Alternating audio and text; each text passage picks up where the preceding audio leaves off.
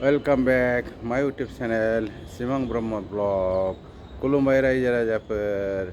दिनै ब्लगा जाहैदों माने जोंनि बिटिसि एरियायावहाय बिटिआर एरियायावहाय दिनै इलेक्शन थांनो जागासिनो दङ, बेखौ मिथिखागौ नोंथांमोनहा।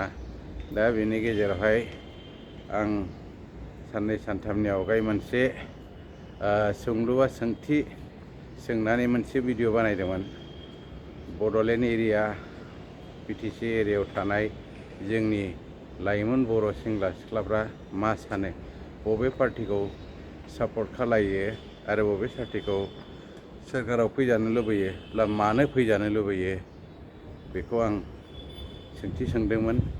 बे सोंनायनि एन्सारानो जाहैदों 90% जोंनि लाइमोन बा जायनाखि बिटिसि एरियायाव थानानै खामानि मावहैनाय बा पारमानेन्ट साख्रि मावनाय, सोरबा गिदिर गिदिर साख्रि मावनाय जोंनि बर'नि गेजेराव दंसै दा बिथांमोननिफ्राय आंनि एन्सारा मोनदों 90%आनो बिपिएफखौ फैजानो लुबैयो। माने बिपिएफ सोरखारखौ नेक्स्ट 5 इयार्सनि उनावहाय दा फैनायखौ लुबैदों आरो फैनानै जाहाथे 17 बोसोरावहाय जेरैहायबायदि डेभेलपमेन्ट खालायदोंमोन, जेरैबायदि रायजो राजाखौ अनसायबोदोंमोन आरो रायजो राजानिबो अनसायनाय मोनदोंमोन, बेबायदिनो आरो बेनिफ्राय साबसिन मावफैनो हायो।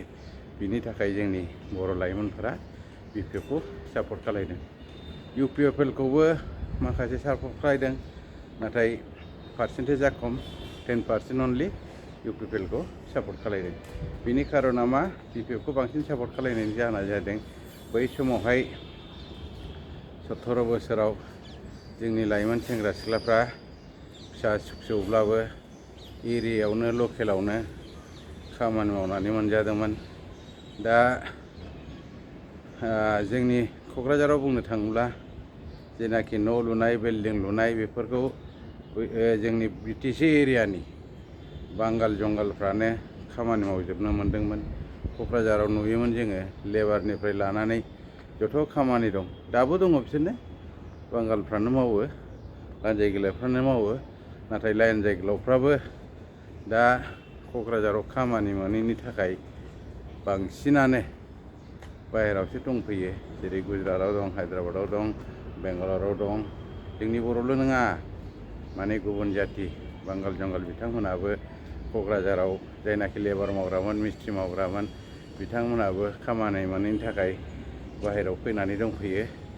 जायनि फलाव बिथांमोनहा दाबो होनो हाग्रामा सार फैयोब्ला बा बिपिएफ सोरखार फैयोब्ला क'क्राझाराव खामानि जोबनो थाङा। मानो होननानै बुङोबा क'क्राझारावहाय जोंनि जायनाखि कन्ट्राक्टर बिथांमोन गिदिर खामानि मोनो, गोबां खामानि मोनो, अब्ला बे खामानि मावनायावहाय लेबार खामानि मावग्रा, मिस्ट्रि खामानि मावग्रा साफ्रोमबो फारफ्रोमनिफ्रायबो खामानि मावथिगिरि बा मावनो गोरोंखौ नांगौ। जायनि फलाव लकेलावनो बिथांमोना कन्ट्राक्टरनि आन्डारफ्रावहाय खामानि मावनो मोनो। आरो सोरबा साख्रिआवलाफ्रा थाखा फैसा मोननानै गोबां एसे एनै एक्सट्रा खामायनानै बै थाखा फैसाजों बिल्डिं लुनाय मानायफ्रावबो बिथांमोनानो बांगाल जंगलफ्रानो खामानि मावो आरो। दा बेफोरबायदि खामानि मावनो मोननायनि थाखायनो जोंनि बे बाहेरायाव थाफैनाय बिटिसि एरियानि बर'आनो होन बा हारसायानो बुं, जांगाल जंगाल बा आदिबासियानो होन, बिपिएफखौ मोजां मोनदों आरो बिपिएफखौ सोरखाराव फैजानो लुबैयो। आंबो बाहेरायाव थानाय हिसाबै आंबो बेखौनो हास्थायो, बिपिएफआ जाहाथे सोरखाराव फैफिनो आरो मोजाङै मोजां आवगायनिफ्राय साबसिन हामसिन खामानि मावो आरो बड'लेण्डखौ दावगाहोलाङो। बेखौनो बुंनानै आं दिनै फोजोबनाय जाबाय। आंनि भिडिअखौ मोजां मोनदोंब्ला शेयार खालायना हो। थेंक इउ बाय, गोजोन्थों। जय बर' हारिनि जय, जय बिपिएफनि जय, जय बड'लेण्डनि जय।